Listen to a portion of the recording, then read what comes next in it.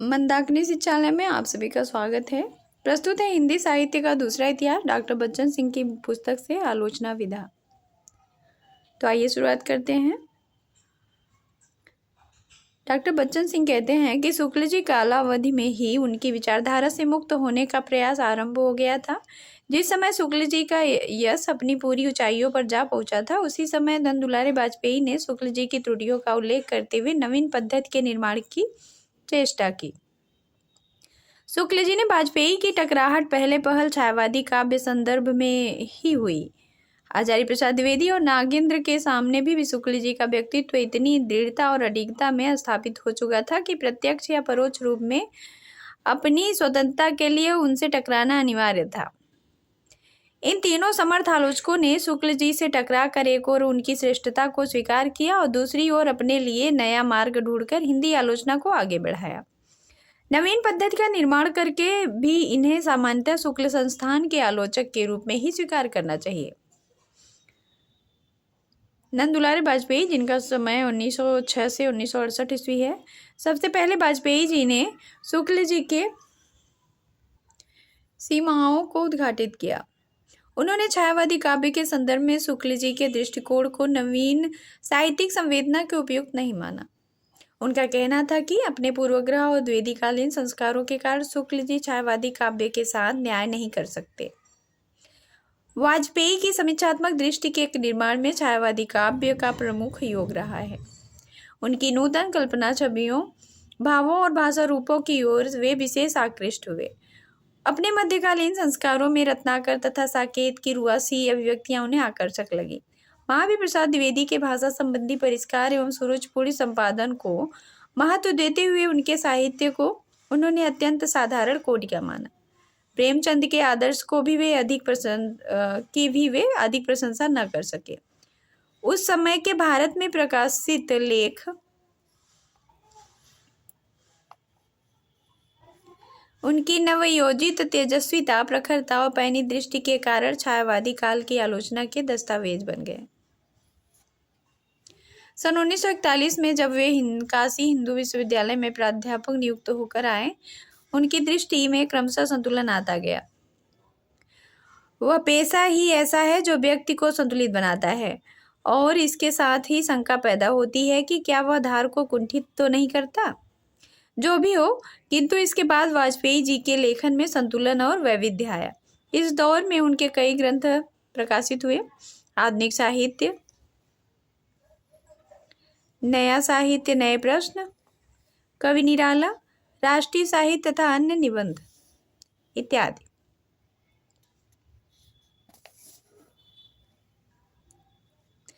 आधुनिक साहित्य और नया साहित्य, नए प्रश्न में संग्रहित निबंधों में उनका संतुलन देखा जा सकता है। साकेत, कामायनी, प्रेमचंद, गोदान आदि निबंध इसलिए लिखे जान पड़ते हैं कि 20वीं शताब्दी में लिखे संकलित निबंधों को संतुलित किया जा सके।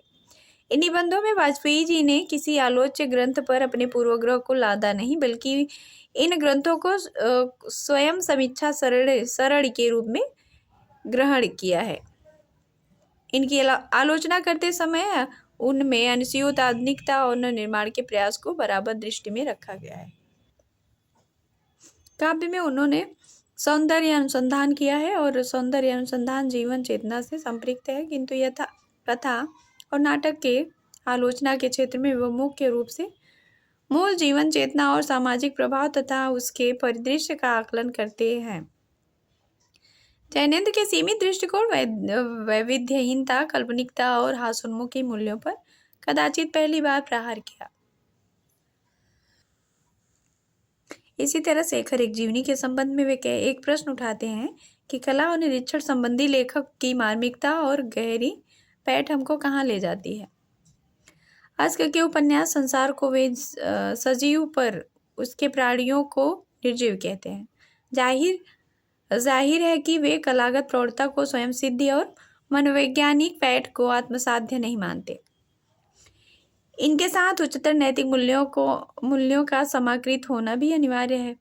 प्रसाद के नाटकों को स्वच्छंदतावादी और लक्ष्मी नारायण मिश्र के नाटकों को पुनरुत्थानवादी कहना उनके मौलिक चिंतन और यथार्थ की पहचान का परिचायक है। नए छायावादी काव्य के मार्ग में पड़ने वाले समस्त अवरोधक तत्वों का वाजपेयी जी ने जबरदस्त विरोध किया। रस की अलौकिकता को उन्होंने पाखंड कहा। उन्होंने लिखा है कि हम कला के लिए कला को व्यर्थ दोष देते हैं। हमारा अलौकिक सानंद रसवाद भी उससे कम नहीं रह गया था। आधुनिक समीक्षा के लिए रसवाद को बहुत उपयोगी नहीं मानते। आधुनिक युग का समीक्षक कवि का मानसिक और कलागत विकास देखने का प्रयास करता है। उसके व्यक्तित्व और परिवेश से परिचित होकर कृति का संश्लिष्ट चित्र प्रस्तुत करता है। रस संप्रदाय पर अकर्मण्यता का आरोप करते हुए उन्होंने कहा कि रसवाद अपने संरक्षण से निम्न कवियों को प्रसिद्ध देता रहा है। निराला के प्रसंग में उन्होंने लिखा है, प्राचीन काव्य कहते हैं कि ध्वनिमूलक काव्य श्रेष्ठ है, पर इस आग्रह को हम हद से बाहर लिए जा रहे हैं। नवीन काव्य जिस नैसर्गिक अदम्यता को लेकर आया है, उसमें यह संभव नहीं है कि वह परंपरा प्राप्त नैसर्गिक ध्वन्यात्मकता का अनुसरण करता चले। निराला के प्रसंग में उन्होंने लिखा है कि प्राचीन काव्य कहते हैं कि ध्वनिमूलक काव्य श्रेष्ठ है, पर इस आग्रह को हम हद से बाहर लिए जा रहे हैं। नवीन काव्य जिस नैसर्गिक अदम्यता को लेकर आया है, उसमें यह संभव नहीं कि वह परंपरा प्राप्त नैसर्गिक ध्वन्यात्मकता का अनुसरण करता चले। प्रचलित प्रणाली को तोड़ने में, नवीन युग का संदेश सुनाने में काव्यक्रम प्राप्त मर्यादाओं को उखाड़ फेंकता है। अविधा की प्रणाली इस स्पष्टवादी मनोवृत्ति के अनुकूल है। इधर हिंदी समीक्षा में भाषा के विवेचन पर अधिक बल दिया जाने लगा है। अमेरिकी नई आलोचना का प्रभाव भी हिंदी आलोचना पर पड़ा है। काव्य की संरचना को लेकर अमेरिकी नए आलोचक शिकागो संस्थान के आलोचक ने बहुत कुछ लिखा है, पर नए आलोचक आलोचना का संबंध केवल भाषा संरचना तक ही मानते हैं। मूल्य संवेदनाओं से उनका कतई ताल्लुक नहीं होता। उन्होंने लिखा है कि पिछले कुछ समय से हिंदी के कुछ समीक्षक भाषा और उसके प्रयोग की सटीकता को काव्य का एकमात्र महत्वपूर्ण तत्व बना रहे हैं, परंतु हमें उन संवेदनाओं के स्वरूप और वैशिष्ट्य की भी छानबीन करनी पड़ेगी, जिनके फलस्वरूप नई शब्दावली का उन्होंने लिखा है पिछले कुछ समय से हिंदी के कुछ समीक्षक भाषा उसके प्रयोग की सटीकता को काव्य का एकमात्र महत्वपूर्ण तत्व बना रहे हैं, परंतु हमें उन संवेदनाओं के स्वरूप और वैशिष्ट्य की भी छानबीन करनी पड़ेगी, जिसके फलस्वरूप नई शब्दावली का आग्रह किया जाता है। भाव और संवेदनाओं के स्वरूप का ध्यान रखे बिना केवल भाषा के परिमार्जन और नवीनीकरण की चर्चा करना या भावना करना अपने में एकांगी परिमाप है। काव्य के दोनों पक्षों का कवि की संवेदना और उसकी अभिव्यक्ति का समन्वित विवेचन ही काव्य समीक्षा के लिए उपादेय हो सकता है। अंत में यह विचारणीय हो जाता है कि वाजपेयी जी की समीक्षा को क्या कोई एक नाम दिया जा सकता है? जब वे रस संप्रदाय की अकर्मण्यता पर प्रहार करते हुए कहते हैं वह कला के लिए कला के समानांतर है, तो उन्हें शुक्ल जी की परंपरा में कैसे रखा जा सकता है? वाजपेयी जी को प्रायः छायावादी, स्वच्छंदतावादी, सौष्ठववादी, रसवादी, आध्यात्मवादी समीक्षक कहा गया है। नंद दुलारी वाजपेयी जी को छायावादी, स्वच्छंदतावादी, सौष्ठववादी, रसवादी, आध्यात्मवादी समीक्षक कहा गया है। ये सारे नाम इस बात के सूचक हैं कि उनकी समीक्षा पर किसी वाद का अधिकार नहीं रहा है। छायावाद, रहस्यवाद, प्रगतिवाद में खासी दिलचस्पी लेते हुए भी वे वादग्रही नहीं थे, किंतु शुक्ल जी की भांति उन्होंने वादों का एक तरफा खंडन नहीं किया है, पर उनके छायावाद के विवेचन में रहस्यवाद की ताक झांक है। वाजपेयी ने स्वयं रस का खंडन न करके रसवाद का खंडन किया है।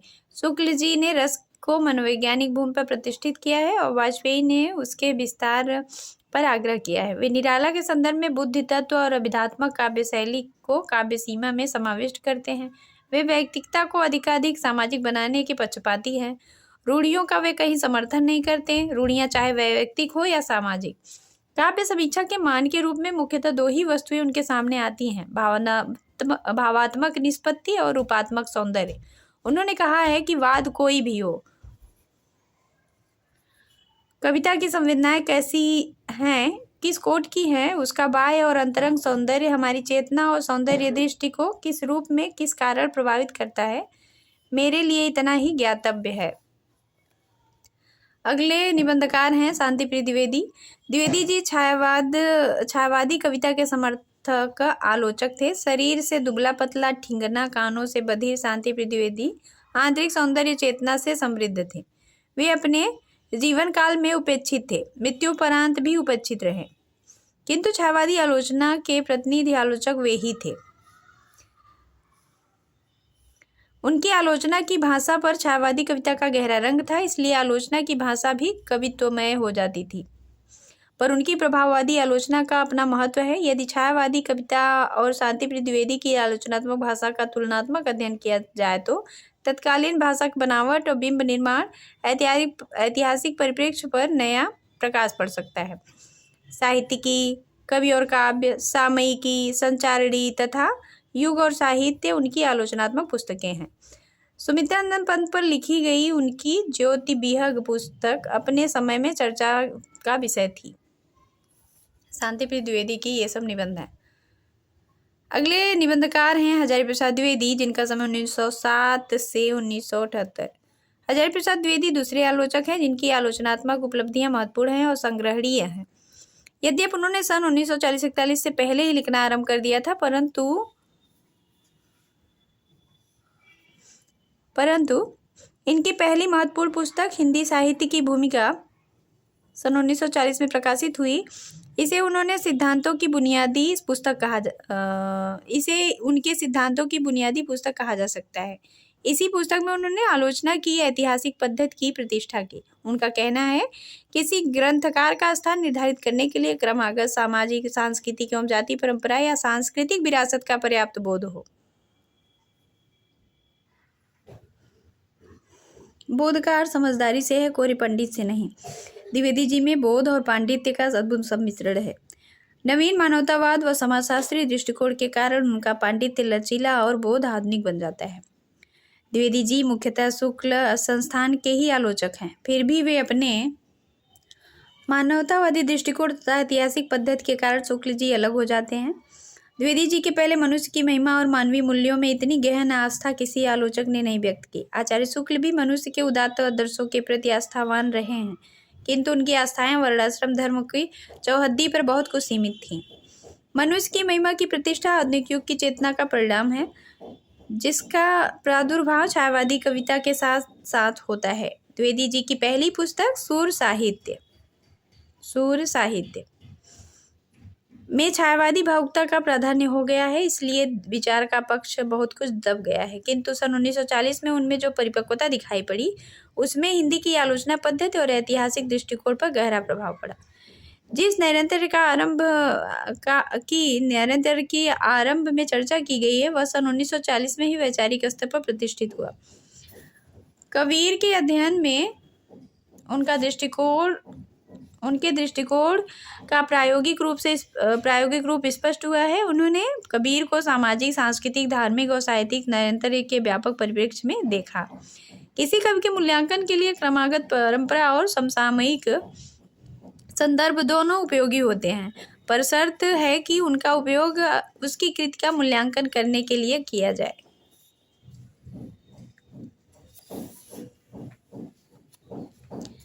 इस नैरंतर्य के साथ साथ कबीर के नए मूल्यांकन में उनकी आधुनिकतावाद दृष्टि का भी पर्याप्त योग रहा। उन्होंने बताया कि क्या भाव, क्या भाषा, क्या अलंकार, क्या छंद, क्या पारिभाषिक शब्द, सर्वत्र वे ही सिद्ध योगी कबीरदास जी के मार्गदर्शक थे। कबीर की भांति ये साधक नाना मतों का खंडन करते थे, सहज और शून्य में समाध लगाने को कहते थे। सहज यानी सिद्धों और नाथपंथी योगियों का अक्खड़पन और कबीर में पूरी मात्रा में है, परंतु कबीर की महत्ता इस अनुवर्तन में नहीं थी, बल्कि मनुष्य के बीच बीच रागात्मक संबंध है उसके उद्घाटन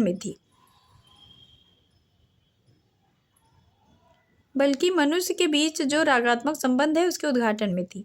कबीर के भाषागत वैशिष्ट्य पर भी पहले पहल उन्हीं की दृष्टि गई। आज तक हिंदी में ऐसा व्यंग लेखक नहीं पैदा हुआ। उनकी साफ चोट करने वाली भाषा, बिना कहे भी सब कुछ कह देने वाली शैली, अत्यंत सादी किंतु अत्यंत तेज प्रकाशन भंगी अनन्य असाधारण है। परंतु बीच बीच में उनकी भावुकता उनका साथ नहीं छोड़ती। भाषा के संबंध में भी आगे लिखते हैं, भाषा पर कबीर का जबरदस्त अधिकार था। वे वाणी के डिटेक्टर थे। जिस बात को उन्होंने जिस रूप में प्रकट करना चाहा, उसे उसी रूप में कहलवा लिया। बन गया तो सीधे सीधे, नहीं तो दरेरा देकर। भाषा कुछ कबीर के सामने लाचार सी नजर आती है। ये कौन कह रहा है? हजारी प्रसाद द्विवेदी जी कह रहे हैं कबीरदास जी के बारे में, उनके कबीरदास जी की भाषा के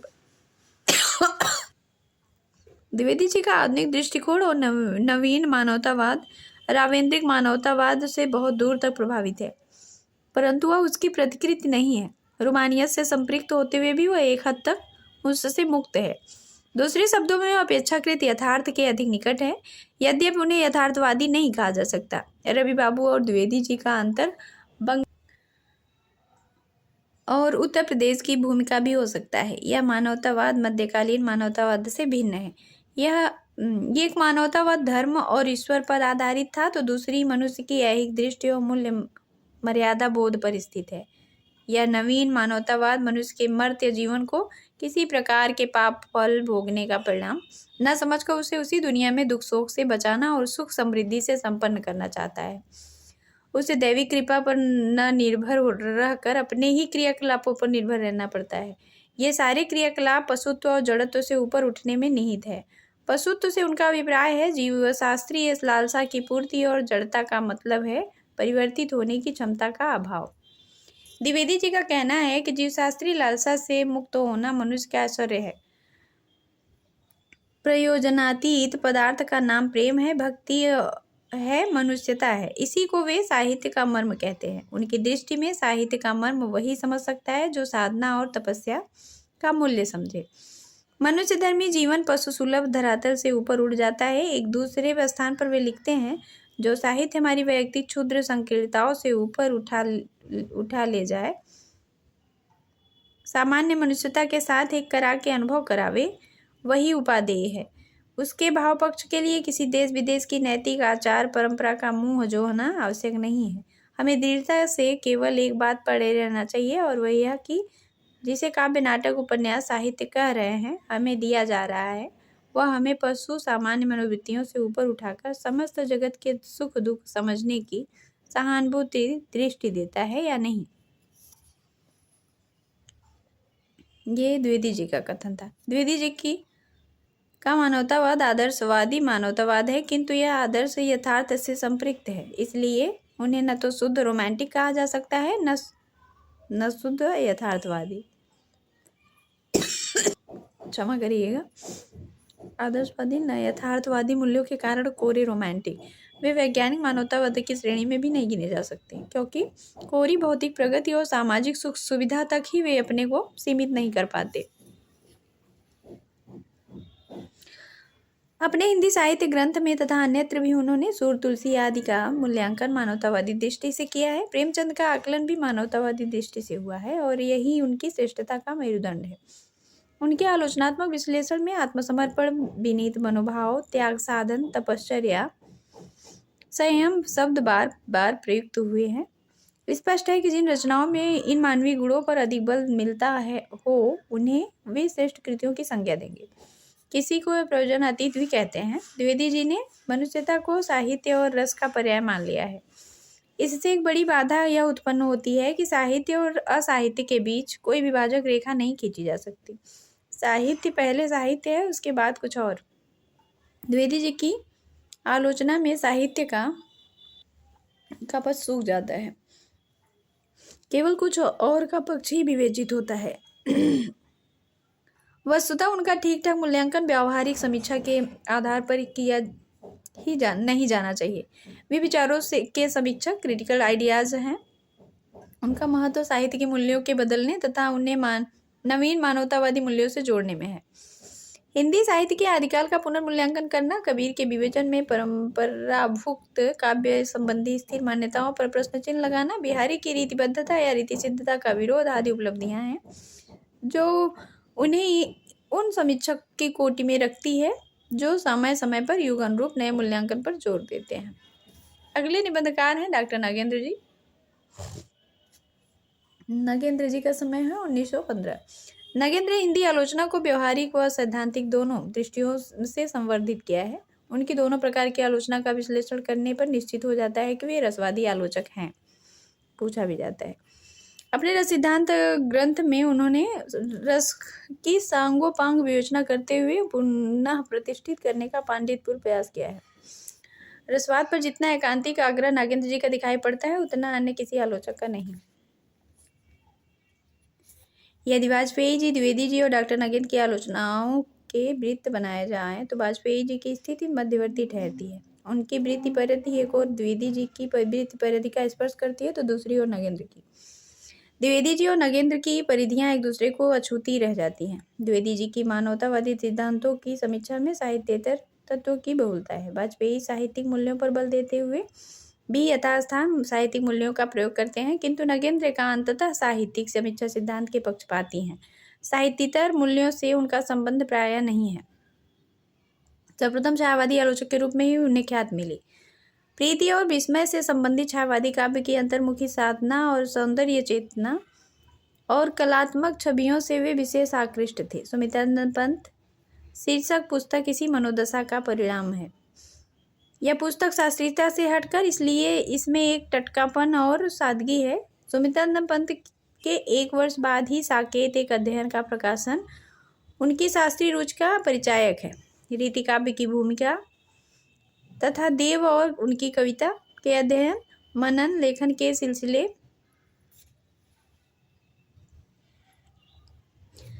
सिलसिले में उनकी रसवादी दृष्टि पूर्णतः पुष्ट हो गई।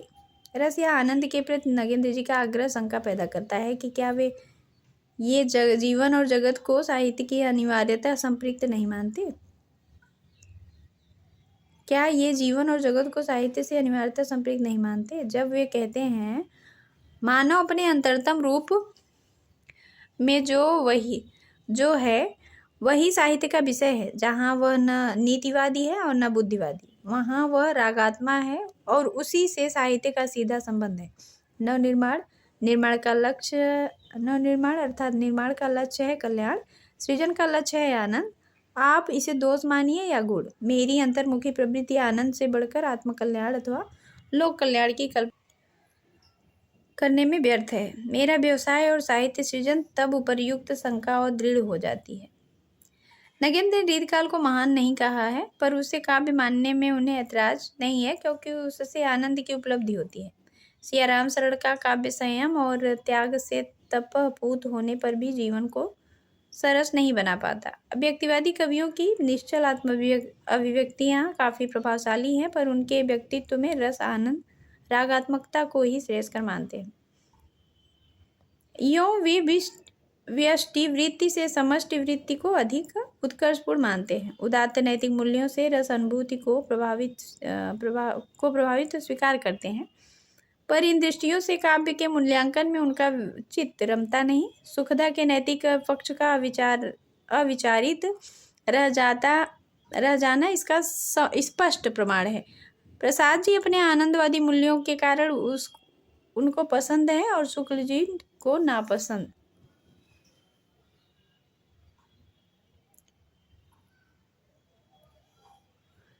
नगेंद्र की व्यावहारिक आलोचना तथा सैद्धांतिक आलोचना में प्रीतिकर एक सूत्रता दिखाई पड़ती है। उन्होंने पूर्व और पश्चिम के महत्वपूर्ण काव्यशास्त्रों का हिंदी अनुवाद कराने में सबसे अधिक योग दिया है। उनकी प्रेरणा से आचार्य विश्वेश्वर ने अभिनव भारती, वक्तोक्ति जीवित, ध्वन्यालोक, नाट्य दर्पण आदि का हिंदी अनुवाद किया। पाश्चात्य काव्यशास्त्र के कुछ क्लासिक ग्रंथों का अनुवाद नगेंद्र की देखरेख में हुआ। अरस्तु का काव्यशास्त्र, लांगुनस का दी सलाइबम, होरेसस की आर्स पोएटिका के हिंदी अनुवाद प्रकाशित हो चुके हैं। सेंटबरी के लोसाई क्रिटिकाई के ढंग का पाश्चात्य काव्यशास्त्र की परंपरा के नाम से यूरोप के प्रतिनिधि आलोचकों ने मूल सिद्धांतों का एक संकलन भी नगेंद्र के संपादन में प्रकाशित हुआ।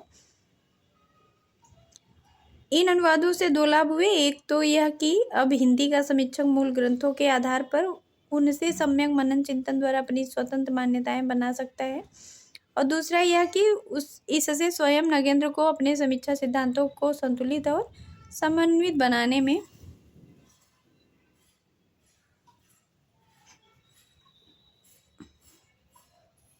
बनाने के लिए बृहद आयाम मिला।